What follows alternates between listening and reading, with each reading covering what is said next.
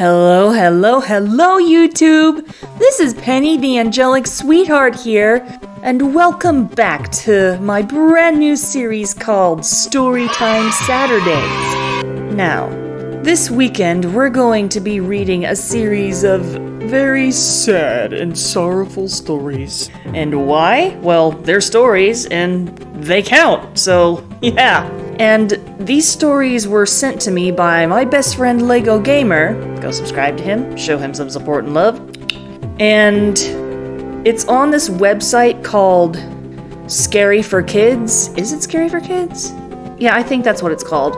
And that's also the same website to where I made 2 horror animatics for my channel. So go check those out if you guys want. And yeah, these stories should probably be pretty sad. I don't know how sad they are, but if you're very sensitive to sad stuff and don't like to be sad, which I'm one of them, but yeah, I'm gonna suck it up and still read them to you, then I advise you click off this video if you don't want to be sad. And if you guys are strong and want to suck it up and watch this video to the end and listen to these series of sad stories that I'm going to read, then you can go ahead and stick around, and I'll love you guys for it. I love you guys anyway, but yeah. So, without further ado, let us go ahead and start reading these so-called sad stories that my best friend sent to me, shall we?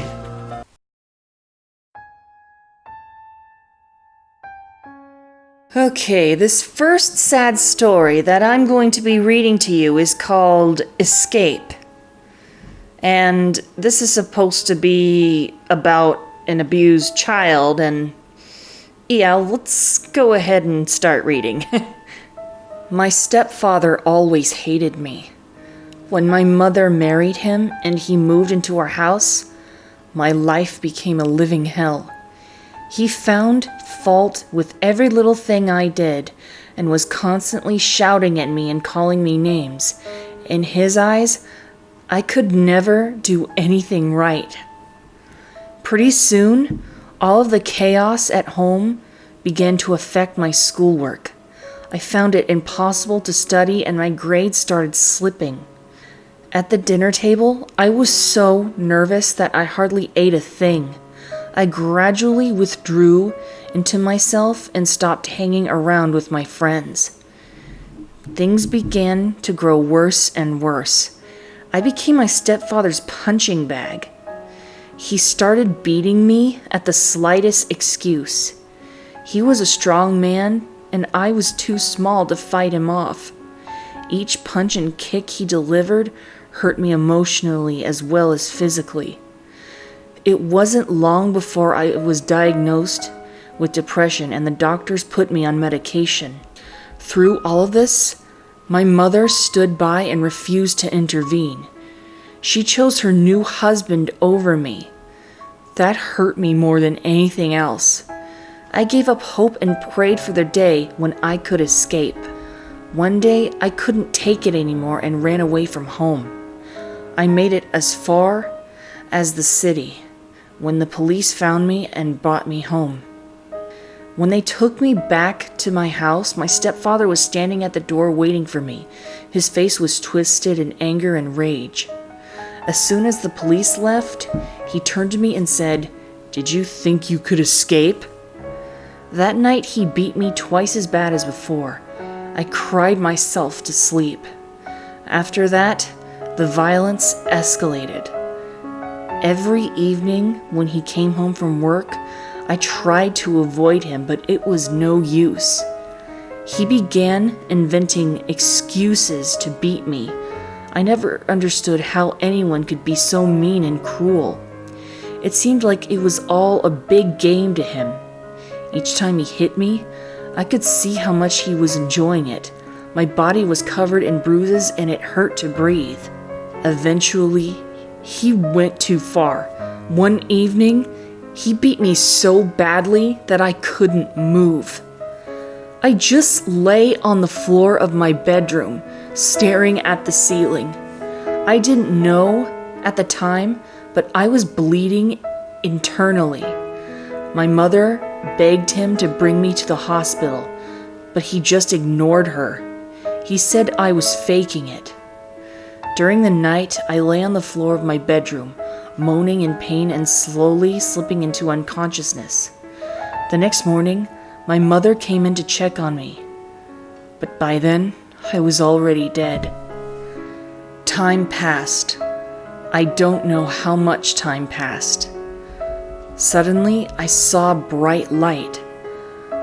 I heard a voice announce, "It's a healthy baby boy."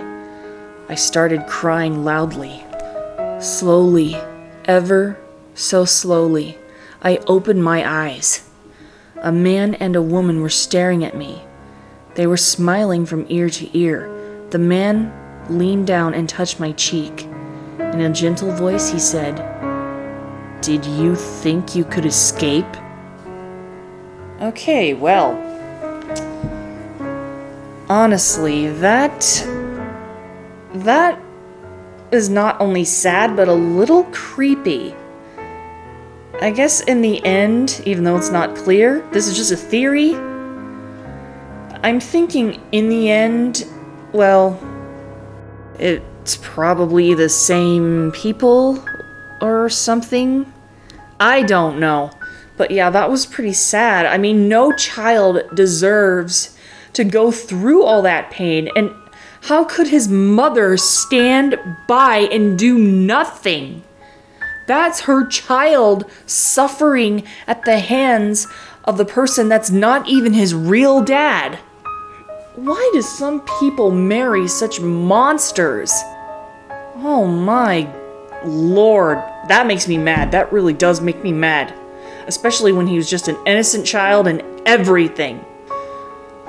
Well, anyway, next sad story.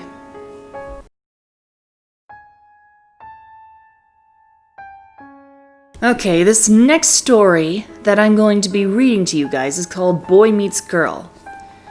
And this is supposedly a sad love story. The girl was pretty, and she knew it. She could get any guy she wanted. The boy knew he didn't stand a chance with her, but he never gave up. Every night, the girl would meet a new guy. Sometimes they would call her back. Sometimes they wouldn't bother. Every night, the girl would cry herself to sleep. She hated her life. She hated being used by guys. She wanted to meet a genuine guy, a guy with a true heart who would really love her. The boy knew exactly what she was going through. He could see through all her fake smiles, but he never had the courage to speak up and tell her how he felt. Typical. But hey, can you blame him? As time went by, the girl became more and more depressed. Even the fake smile on her face began to fade. All of her friends deserted her. They began to spread vile rumors about her. Her heart was broken, and her past was beginning to catch up with her. One day, the boy finally managed to work up the courage to tell her how he really felt about her. He wanted to take her away from the life she was living and show her what true love was like. He wanted to treat her the way a girl should be treated, with kindness and respect. The boy made his way to her house. With every step, he rehearsed what he was going to say to her. He was nervous. He was dreading what would happen if she turned him down. He hated rejection. He couldn't stand the embarrassment. He waited at the bottom of her driveway, unsure of what to do. Then he saw a middle-aged man come out the front door. As the man walked past, he asked the boy if he was next. The boy didn't understand and slowly approached the door.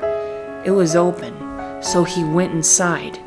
He saw arrows on the wall pointing towards the lounge. He saw a letter lying on the couch. It read, "Dear Mom, I have finally made enough money to help you pay off all your debts. I hope this will make you happy, Mom. I've been thinking about something for a while now. I have ruined my life and I just can't take it anymore. My whole life, all I've given you is sorrow. It would be better if I was gone from this world. You are better off without me. I know you will probably be too wasted on drugs and alcohol to understand what I'm saying, Mom. But despite everything that has happened, I want you to know that I always loved you. What I'm about to do is nobody's fault but mine. My whole life, all I wanted was true love, Mom, but I guess it wasn't for me. I guess it was never meant to be. Bye, Mom. I love you. The boy dropped the letter and began desperately looking for the girl. He was worried he might be too late to stop her. Just then, he heard the garage door close. He ran to the garage and found the girl sitting there on a chair. She was holding a knife. He walked up to her and knelt down beside her. She looked at him and started to cry. Tears of shame flowed down her cheeks. All I ever wanted was true love, she wailed. The boy didn't say anything. He just put his arms around her. He hugged her and held her close. He stayed with her all night and kept her company. He told her he would never let her go. For the first time in her life, she felt loved. Then suddenly, the boy couldn't breathe. He began gasping for air. The girl asked what was wrong and realized he had forgotten his inhaler. He was suffocating right before her eyes. The girl didn't know what to do. She wanted to run and get help, but she didn't want to leave him alone. Not even for a second. The boy didn't want her to leave his side either. He had finally found true love and he couldn't bear to let it go. Finally, the girl got up and tried to go for help, but the boy refused to allow her to leave.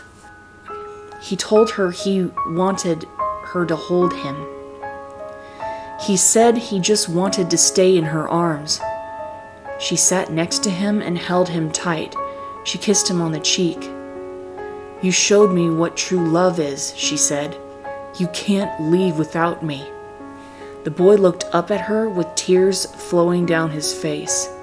Then his eyelids flustered and his eyes closed. They didn't open again. The girl got up and searched the garage, opening cupboards and looking under tables. Then all of a sudden, something caught her eye. It was her mom's shotgun. She lay down beside the boy and covered them both with a warm blanket. Looking up at the ceiling, she put the barrel of the shotgun in her mouth and started counting backwards. 10, 9, 8, 7, 6. All the girl had ever wanted was to feel true love. Now that she had found it, she didn't want to let it go. 5, 4, 3, 2, 1. She pulled the trigger. There was a deafening boom, and her brains splattered all over the garage. 2 people died that night. They were killed by love. Don't let this happen to you. Tell that special someone how you feel about them before it's too late. Wow, that is pretty sad. Holy crap. That was something. But not enough to make me cry. Nope. But if this made you guys cry, then I don't blame you, really. But yeah, that's good advice though. If you have feelings for someone, tell them how you feel before it's too late. Don't wait. And it won't be easy, but even if there's a chance that you'll get rejected, it's better to just get it out of the way and tell them than never doing it, and then just before you know it, it's too late. You know what I'm saying? So anyway, let's go to the next sad story.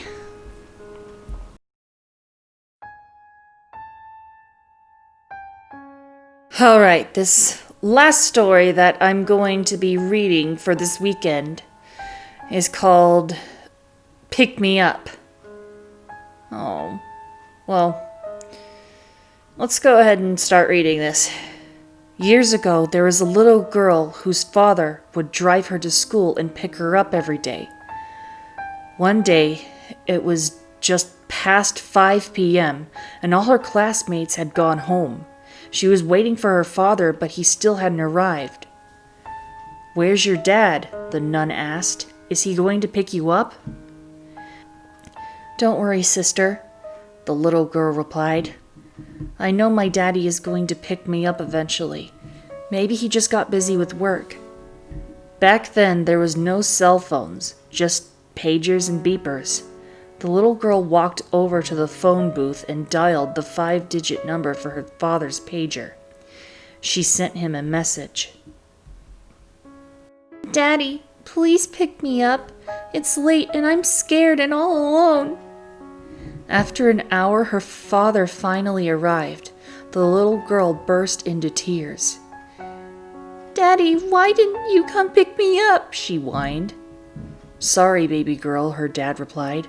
"I had to work out of town and I couldn't find a phone to call home and get someone else to pick you up. This will never happen again."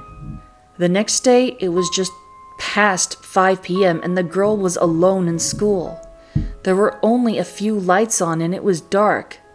And as she sat by the school gate waiting for her dad, she paged him a message. "Daddy, please pick me up. It's late and I'm scared and all alone." She decided to walk to her dad's office. The office was a mile away, but she kept walking and walking. When she reached the office, she went inside and found her dad asleep at his desk. She burst into tears and screamed, "Daddy, I hate you!" Her dad woke up and hugged her. "Sorry, baby, I took a nap and accidentally overslept. I was really tired and I was out of town all morning on business. It won't happen again." When her dad dropped her off at school the next day, he asked, "Do you still love your daddy?" The little girl said, "No, I still hate you. You better be there to pick me up this evening." "I can't," said her dad. "I'll be out of town. The driver is going to pick you up this afternoon." The little girl just sighed and turned her back on him. She didn't even wave at him as he drove away. That night, the girl stayed up late waiting for her dad. At 2 a.m., she finally heard his car pulling into the driveway, and she rushed downstairs to greet him. All of a sudden, she heard the sound of gunshots. Her mother was screaming. The little girl was in panic. She didn't know what was going on. Her mother grabbed her and brought her upstairs to the bedroom. She held the little girl tightly as she could and called the police. Later, the little girl learned that her dad had been shot dead on their doorstep. Years passed and the little girl grew up. She met a few boys, fell in and out of love, had a few relationships, but none of them ever worked out. Her friends all got married and moved away. Eventually, everyone deserted her. She lived alone, and every night she would call the 5-digit number. The number no longer existed. Pagers no longer existed. All she would hear on the other end was a busy tone. But still, she would dial the number and say, "Daddy, please pick me up. It's late and I'm scared and all alone." Oh my gosh. Oh wow, I'm starting to choke up. Holy crap! Wow, I picked some pretty sad stories to read. Wow, yeah, I'm choking up, man. Yeah, that other story kind of fucked me up a little bit. But yeah, I'm not gonna lie about that. Yeah, it really messed me up. And this is kind of one step further and me crying and wow. But yeah, I'm okay, guys. I'm okay. I'm not gonna actually cry, but I am choking up. Holy crap. Anyway, yeah, that's all the stories that I'm gonna read to you guys this weekend. Because, yeah, I can't read anymore, otherwise I'm literally gonna cry for real.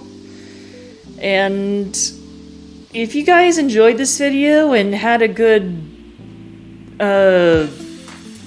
tears or something, or whatever, and actually cried when you heard me read these stories, let me know in the comments. And if you want me to read more sad stories, even though I honestly don't want to, because I don't like sad stories. Especially these kinds of stories where, oh my lord. Yeah, if you want more stories for the next episode of Storytime Saturdays, let me know. And follow my Instagram, Twitter, DeviantArt, and follow my Twitch. I stream games on there every once in a while. And I will see you all next weekend on Storytime Saturdays. Stay creative!